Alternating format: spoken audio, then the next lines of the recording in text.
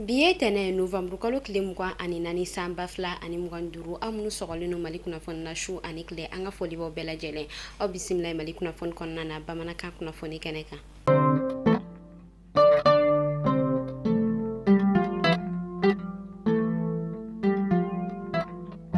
Kunnafoni daminɛna état-major général des armées ale bɔla ka kunnafoniya jɛnsɛ a yirala k'a fɔ fɛn min an ka kɛlɛkɛcɛw ye olu bɔla ka wulikajɔ fila o kɛ Kidali ale marabolo kɔnɔna na u ka wulikajɔ fɔlɔ a yirala k'a fɔ tile damadɔ observation o kɔfɛ u bɔla ka dankari kɛ binganni wale tigilamaw ka bolimafɛn dɔ la kɛrɛnkɛrɛnneyala u ka camion logistique dɔ ni ale kun camouflenen no ka datugu ni basi yɛrɛ ye a yirala k'a fɔ u bɔla ka dandigi kɛ ni bolimafɛn yɛrɛ kɔni na ka ale tiɲɛ min kɛla Kidali ale marabolo kɔnɔna na kɛrɛnkɛrɛnneyala u ka yɔrɔ min ni ale ka surun a bɛ baara ale la u ka wulikajɔ filanan a yirala k'a fɔ ka sanga ni u ka sɛgɛsɛgɛliw yɛrɛ kɔni cogo ye u bɔla ka binganni wale tigilamaw ka regroupement dɔ ko o yɛrɛ ciblé ka tila ka dangari kɛ olu fɛnɛ na k'u bɔnɛ u ni na fɛn min yɛrɛ kɔni u bololafɛn ye u sera ka olu caman sɔrɔ état-major général des armées a y'a yira k'a fɔ halisa wulikajɔw bɛ sen na fɛn min ye binganni wale ale ni yuruguyurugu o bɛ se ka kɛlɛ ka bɔ jamana kɔnɔna na cogoya min na.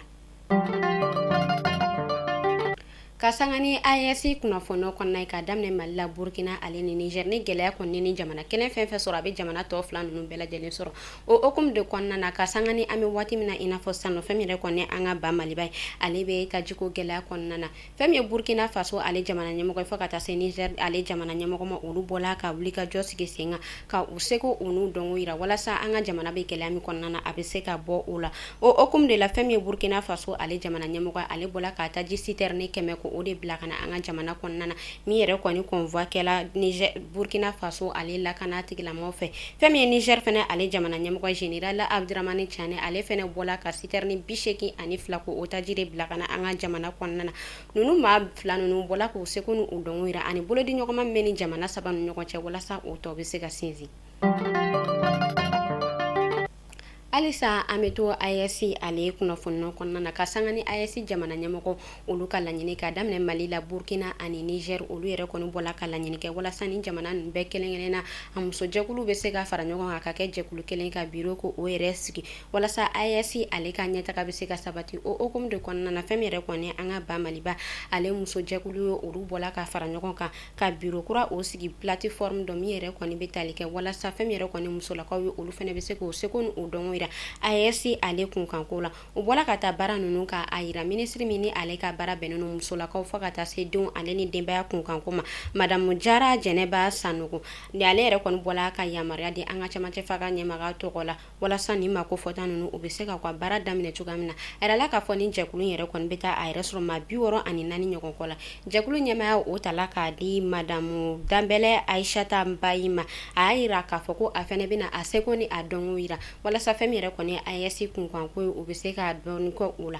o hukumu de kɔnɔna na a yirala k'a fɔ ni mako fɔta ninnu u yɛrɛ kɔni ka baara a bɛ renouveler san fila o san fila o tɛmɛnen u y'a yira k'a fɔ ko u bɛna baara in yɛrɛ don minɛ min kɔnɔ o de fɛn min yɛrɛ kɔni bolodi ɲɔgɔn ma ani ɲɔgɔn lamɛn u y'a yira k'a fɔ jamana tɛ taa ɲɛ cogo si la ni bolodi ɲɔgɔn ma tɛmɛ jamana ni ɲɔgɔn cɛ fɔ ka taa se ɲɔgɔn lamɛn yɛrɛ kɔni ma.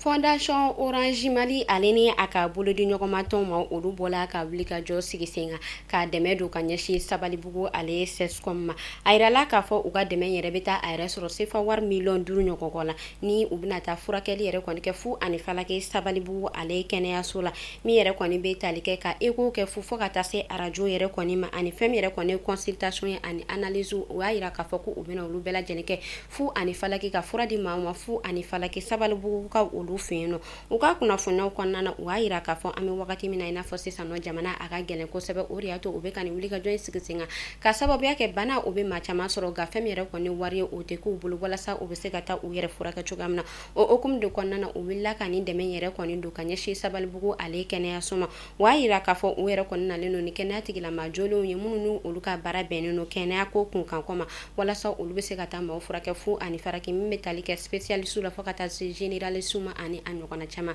maa minnu yɛrɛ ni olu bɔla ka taa furakɛli kɛ ani fɛn min yɛrɛ kɔni Sabalibugu ale kɛnɛyaso ma ye u bɔla ka foli bila kɛ ka ɲɛsin Orange Fondation Orange Mali ma ale ni u ka bolodi ɲɔgɔnma tɔn ma ka sanga ni u ka nin wulikajɔ in Kasangani tajiko ale kunnafoniyaw kɔnɔna ye dɔgɔkun damadɔ tɛmɛna a ma mɛn kosɛbɛ fɛn min yɛrɛ kɔni tajiko gɛlɛya o yɛrɛ kun jugala kosɛbɛ an ka jamana kɔnɔna na min kɛla sababu ye k'a to baara caman o yɛrɛ kɔni kun jɔla min yɛrɛ kɔni bɛ tali kɛ kɔɲɔw la fo ka taa se jamana kɔnɔdenw olu ka activité caman ma an bɛ wagati min na i n'a fɔ sisan nɔ a yirala k'a fɔ baaraw olu kɔni b'a la ka daminɛ dɔɔni dɔɔni an ka jamana kɔnɔna na. Kasangani seko ale ni dɔnko kunkan ko ye semaine internationale de l'artisanat Touareg semaine min ni ale bolo dalen no ka ɲɛsin Touareg ma walasa olu bɛ se ka u seko n'u dɔnko yira ni ɲinɛ bɛ ale tako filanan ma kasangani ale kɛnɛ ye laɲɛnamayali ministre min ni ale ka baara bɛnnen no an ka ba Maliba ale kɔkandenw ka ko ɲɛnɛbɔli ma Musa Aga Atayer ale bɔla ka hakilina falen kɛ ni maa dɔ ye musée national ale kɔnɔna na fɛn min yɛrɛ kɔni bololabaara ale nafa ye ani bololabaara ale bɛ se ka don dala cogoya min na an ka jamana kɔnɔna na walasa fɛn min yɛrɛ kɔni ye sifinnakaw ye olu bɛ se ka kisi tunga ale ma fɔ ka taa se kɔkɔji ka sayaw yɛrɛ kɔni ma kɛnɛ yɛrɛ kɔni kuncɛla ni yala ministre yɛrɛ kɔni fɛ kɛrɛnkɛrɛnnenya la ministre Musa Aga Atayer ka u ka bololabaaraw ka taa olu lajɛ musée kɔnɔna na yen nɔ. An bɛ taa sankaw olu fɛ yen nɔ sibirido novembre kalo tile 22 san 2025 kɔnɔna na a yirala k'a fɔ camion dɔ ale bɔla ka mɛnɛ san ale marabolo kɔnɔna na wa a yira k'a fɔ camion ye ale kɔni tun falen no balofɛnw de kɔnɔna na maa dɔw yɛrɛ kɔni bɔla ka kunnafoniya di jugu k'a yira k'a fɔ ko camion yɛrɛ kɔnɔna na ko fɛn min ye essence bitɔnw ye ko o de tun b'a kɔnɔ ko ka sɔrɔ ka bɔrɔ da a kan ko o de kɛla sababu ye ka to ko camion in kɔni mɛnɛna o y'a yira k'a fɔ camion yɛrɛ kɔni mɛnɛnen a bɛ heure 2 o yɛrɛ kɔni ɲɔgɔn kɔ bɔ fɛn min yɛrɛ kɔni kɛrɛfɛmaw ye olu de bɔla ka wuli ka jɔ sigi sen kan ka tasuma faga yanni sapeur maaw olu kana sapeur maaw olu fɛnɛ nana ka u seko ni u dɔnko kɛ walasa tasuma a tɛ se ka cari cogoya min na o hokumu de la a yirala k'a fɔ tasuma yɛrɛ kɔni bɔla ka cɛnni kɛ magasin dɔw la fo ka taa se du dɔw yɛrɛ kɔni ma wa a yira k'a fɔ ko magasin o yɛrɛ kɔni kɔnɔna minɛn caman ko o jɛnina maa kelen o fɛnɛ jogila fɛn min ye sapeur maaw ye u y'a yira k'a fɔ ko degun o yɛrɛ kɔni b'u kan kosɛbɛ san ale marabolo kɔnɔna na ka sanga ni baarakɛminɛw olu yɛrɛ kɔni cogoya ye maa si o kɔni ma bɔnɛ ani na an bɛ ala deli ala k'an kisi ni ɲanga ta sugu ninnu tɔɔrɔ ma. Ka kunnafoniya kuncɛ ka sanga ni kiriko ale kunkan ko ye Mohamed Yusufu Batiri ni bɛɛ lajɛlen bɛ ale dɔn arasi bati la ni ale minɛnen no an ka lakana tigilamɔgɔw fɛ a bɛ san 2 ɲɔgɔn kɔ bɔ a yirala k'a fɔ ale yɛrɛ kɔni makɔnɔnen no cour d'appel la sini tarata novembre kalo tile 25 san 2025 kɔnɔna na ka sanga ni a ka kiriko kunkan ko ye ni ne kun bɛ dansigi kɛ bi kunnafoni na an ka foli bɛ an lamɛnbagajɛkulu bɛɛ lajɛlen Mali kɔnɔ fɔ Mali kɔ kan aw k'an bɛ sini ni Ala man ka jɔnya joona.